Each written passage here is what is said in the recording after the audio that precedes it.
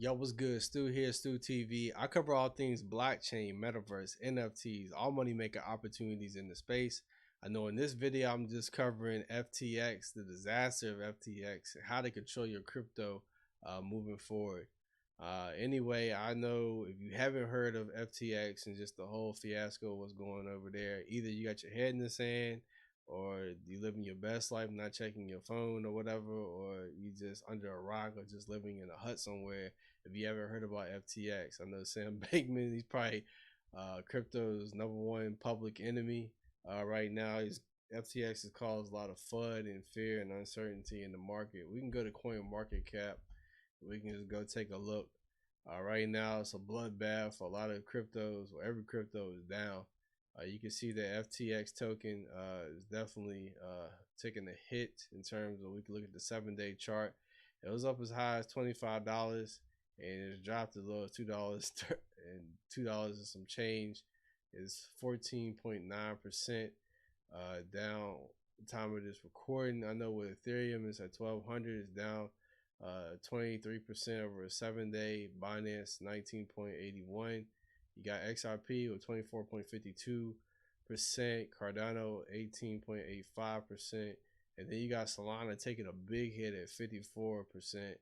That's more than 50% in the last 7 days. I know Sam Bankman was back in Solana and just like had as far as just a lot of shares, just in Solana and everything. Just when FTX tanked, it was backing up that blockchain, and Solana tanked with it. So there's just a lot of things going on and fun and confusion and things. I know a lot of people is coming after Sam Bankman. I know Ben Armstrong, better known as BitBoy Crypto, vows to send Sam Bankman free to prison. He said he had a lot of evidence. I'm sitting on so much hard evidence, he has no chance of escaping. I know a lot of people just said, he's not welcome back into crypto. One such Twitter follower tweeted saying, "Just let the guy go bankrupt. I wouldn't wish jail on anybody of his caliber. Let's learn from this and move on." And that's just something just to go forward, just taking a positive. If there's any positive from the situation, is just learning how we can hold exchanges or just regulate these crypto exchanges as far as having a level of transparency. I mean, we have the blockchain, we have a system in place where it was designed to create transparency and have peer-to-peer interaction, and then also give the power back to the average person like you and me, and that we don't have to go through one world entity or a government or a higher power, the top 3% of people, just to control a large expiration of the market share.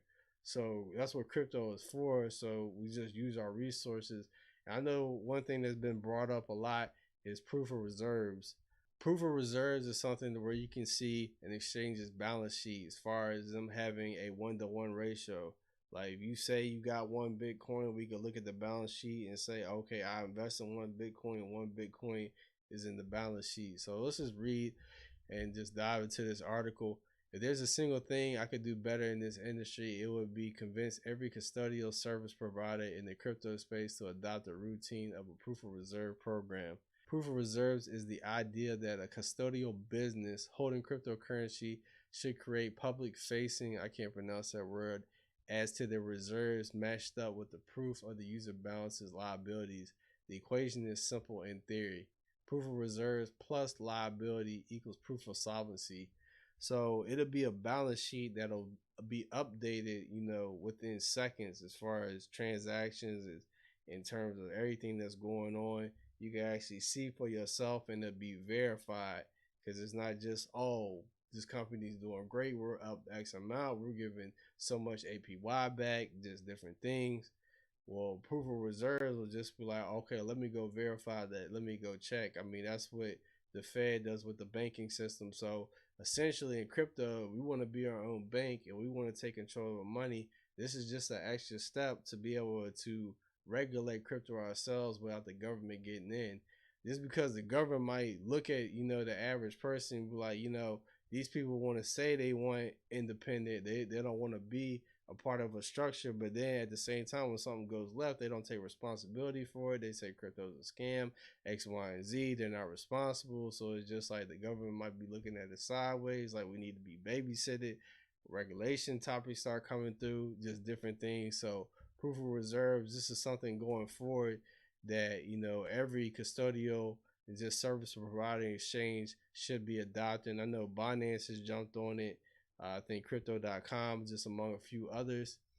We could just look into the ideas to prove to the general public, and in particular, your depositors, that your cryptocurrency held on deposit matches up with the user's balances. Of course, in practice, this is not quite so simple. Proving that you control some funds on the chain is trivial, but you can always borrow them funds on a short-term basis.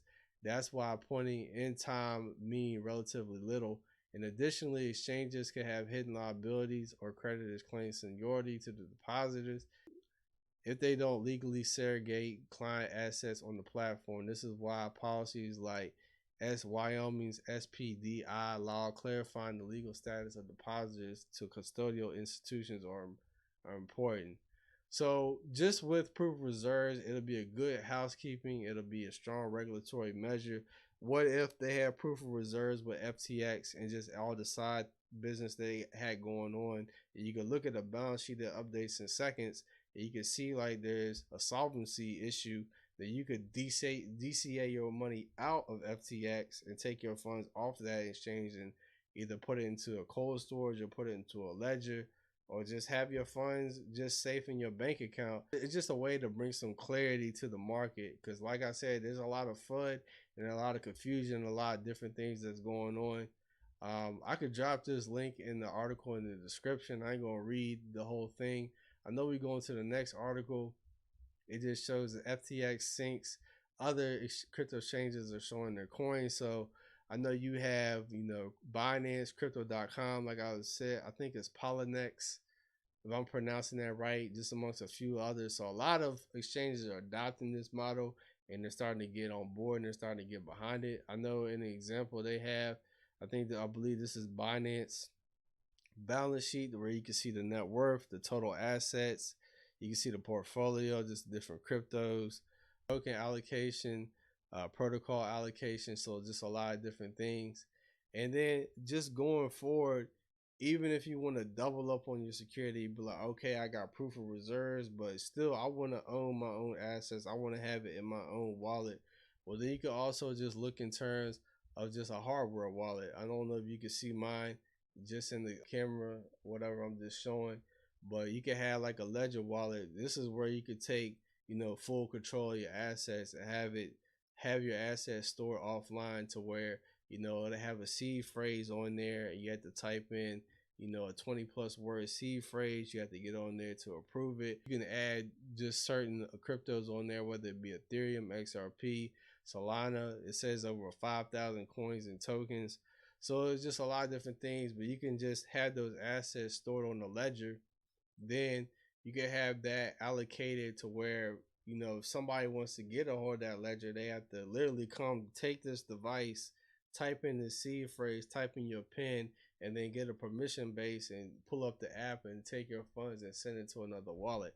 That's the whole process goes through. So that's a one way to double up on your security and truly protect your assets.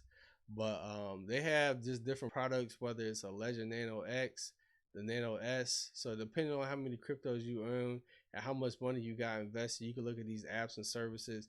I'll drop the link in the description. I know you can just follow them on Twitter. It just kind of shows you can sync it up through your phone. I have it synced up through my computer, so I have a lot of assets just in terms of my cryptos and my biggest holdings. I have all that stored on my ledger because I'm not playing around with any of these exchanges. So you can compare devices. Just keep your crypto safe. So if you want me to do a deep dive in the ledger and how to actually set all that up, just make sure you like and drop a comment, subscribe to the channel, just all that. But anyway, my last point I wanted to get into is nascent portfolio, is track all your NFT data and DeFi holdings in a single dashboard. So they just giving updates in terms of showing those balance sheets, and they actually show we are pleased to be able to share 4 more exchange reserves, all trackable from individual portfolios for free. So they got crypto.com, they got OKX, KuCoin, Durbit Exchange, if I'm pronouncing that right. So if you just click on the link, it just shows like the net worth, like I mentioned before, just all the chains or whatever, transactions, analytic, wallet, NFT portfolios. So it just shows the different things, how you can connect your wallet just to see. So it's all about transparency.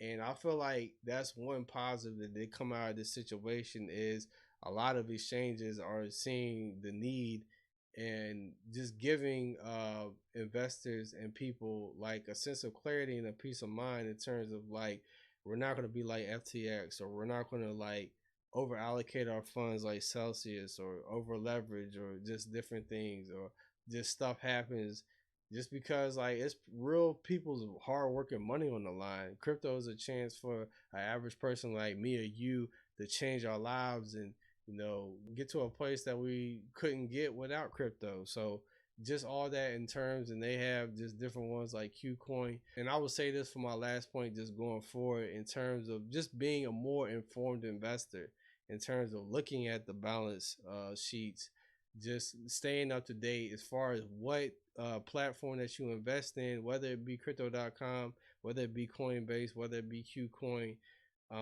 just whatever. Just make sure you stay up to date to what's going on with their particular exchange and platform. Keep a track of their Twitter, keep track of their tweets, keep track of if they have like other Facebook pages or Instagrams or just whatever. If they have a YouTube, make sure you keep up to date what's going on. Follow the founders, just because it's your money. It's things that it's your hard working money that you have put aside to be able to invest. You want to know what's going on with your investment and just being an informed investor as you go along. So anyway, it's a Stu from Stu TV. Make sure you subscribe, like, comment, hit that notification bell. Drop a like if I didn't say that before, and I will see you in the next video. Peace out.